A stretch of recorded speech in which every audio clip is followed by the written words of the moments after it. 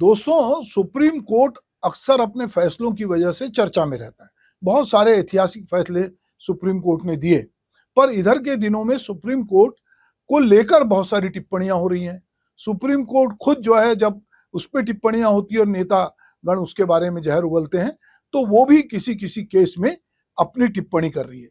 तो इधर जो है, हम ये देख रहे हैं कि जो भाजपा के सांसद हैं, अभी पिछले दिनों जब सुप्रीम कोर्ट ने ये कहा कि तमिलनाडु की घटना थी कि जहां के राज्यपाल ने बहुत लंबे समय से जो वहां की विधानसभा ने प्रस्ताव पारित किया उसको दबाव के रखा था, जब वो याचिका सुप्रीम कोर्ट में गई तो दो जजों की पीठ ने कहा कि भाई, आपको ये अधिकार नहीं है कि आप जो है विधानसभा द्वारा आप इस पर विचार करें, आपको खारिज करना है खारिज करें, आपको वापस करना वापस करें, पर एक समय सीमा तय की उन्होंने राष्ट्रपति और राज्यपाल दोनों के लिए, कहा कि आपके पास जो भी अध्यादेश विधेयक आते हैं, आप उनको एक समय सीमा में जो भी निर्णय लेना है, निर्णय लेकर आप उसको वापस करें। ये, और उन्होंने समय सीमा बांध दी और उन्होंने कहा कि आपको दिक्कत है तो आप सुप्रीम कोर्ट तक आ सकते हैं। ये बात जो है, भाजपा के कुछ सांसदों को, नेताओं को गुजरी।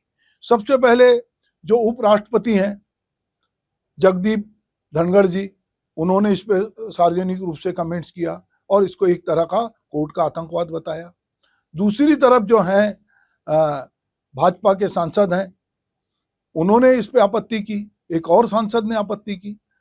हमारी जनतांत्रिक व्यवस्था में संविधान सबसे सर्वोच्च है और संविधान की मूल भावना के अनुरूप काज के निर्णय हो रहे हैं या नहीं हो रहे हैं, ये देखने का दायित्व सुप्रीम कोर्ट का है।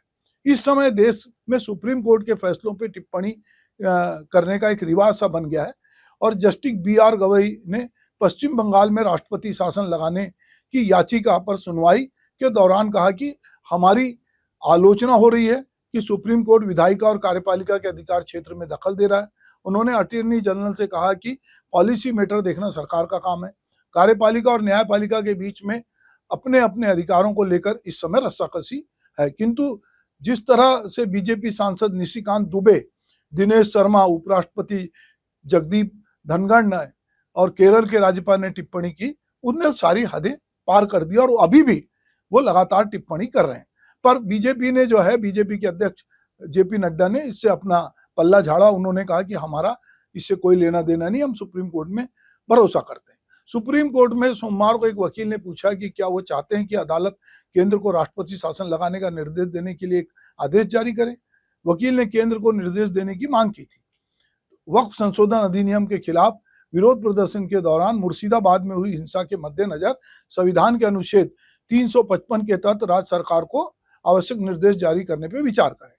तो जो एडवोकेट थे विष्णु शंकर जैन ने जस्टिस BR गवई की अध्यक्षता वाली बेंच के समक्ष इसका उल्लेख किया। तो वहां पर गवई साहब ने अधिवक्ता से कहा कि आप जो हैं, आप उल्लेख करने की बात कर रहे हैं, आप चाहते हैं कि हम केंद्र को राष्ट्रपति शासन लगाने के निर्देश देने के लिए आदेश जारी करें।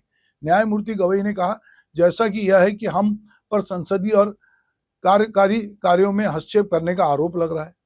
तो ये बात कहीं ना कहीं सुप्रीम कोर्ट की खींच थी, जो सुप्रीम कोर्ट ने अपनी टिप्पणी में कही। इसी तरह सुप्रीम कोर्ट ने जो है वो पिछले दिनों इंडिया गार्ड लेटेंट में जो कुछ बहुत सारी समय रैना ने और अलाहाबादिया ने जिस तरह की बातचीत की थी, उसको लेकर, विकलांगों को लेकर जिस तरह की टिप्पणी की थी, उसको लेकर भी बहुत घनघोर नाराजगी जाहिर की और उन्होंने कहा कि सुप्रीम कोर्ट सब चीजों को देखता है, आप ये मत समझे हम बहुत स्मार्ट होंगे, पर आप ये ना समझे कि कोर्ट नहीं देख रहा है और अभिव्यक्ति की आजादी के ये मायने कतई नहीं है कि आप कुछ भी कहें।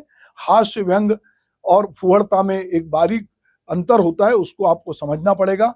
हम अभिव्यक्ति की आजादी या सेंसरशिप जो है के पक्ष में नहीं है कि अभी आजादी को आप खतरा हो या उस पर रोक लगे, पर आपको अपनी मर्यादाओं को समझना पड़ेगा। तो ये लगातार इस तरह की बातचीत हो रही है, तो कहीं ना कहीं इस समय सुप्रीम कोर्ट में नेताओं के बीच रस्साकसी चल रही है और अलग अलग लोग जो हैं इस पे अपनी बयानबाजी कर रहे हैं। नमस्कार।